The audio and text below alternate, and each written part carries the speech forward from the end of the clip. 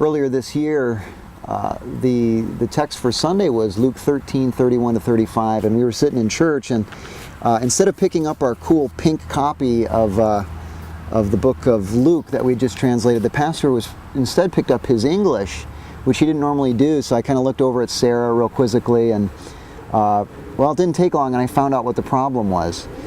That text of Scripture has got a little challenging point, because the Pharisees come up to Jesus and say, you got to get out of here because Herod wants to kill you.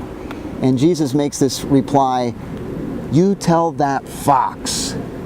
And that was a problem for us. You wouldn't think, but the Komba don't have any foxes in their experience. So we had to figure out what to do with that word.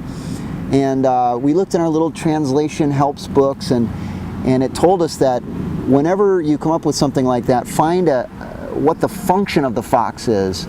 And you know, what do you think of when you think of a fox? Well, sly, crafty animal. So what do the Komba have that's sly and crafty?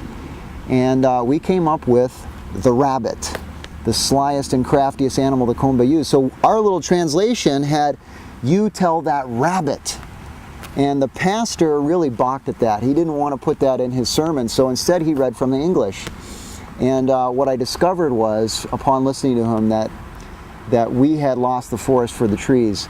Because here Jesus is talking, and he says, you tell that fox that today and tomorrow I'm going to cast out demons and heal people, and on the third day I finish my course, because no prophet can die outside of Jerusalem.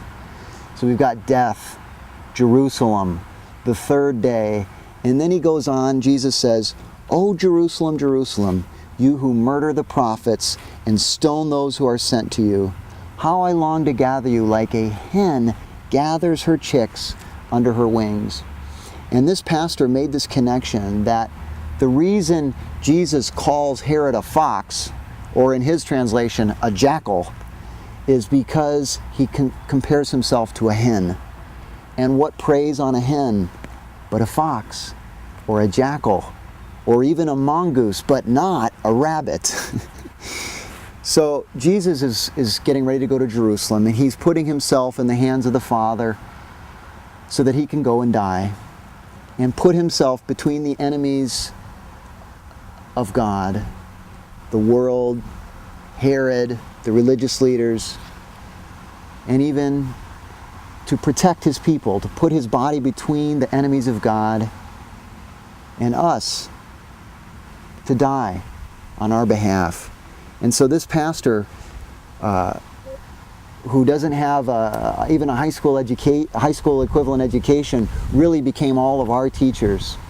And I found out here that in pointing to the cross and into Jesus' resurrection, that God uses the weak things of the world to shame the strong, and God's foolishness is really wiser than man's wisdom.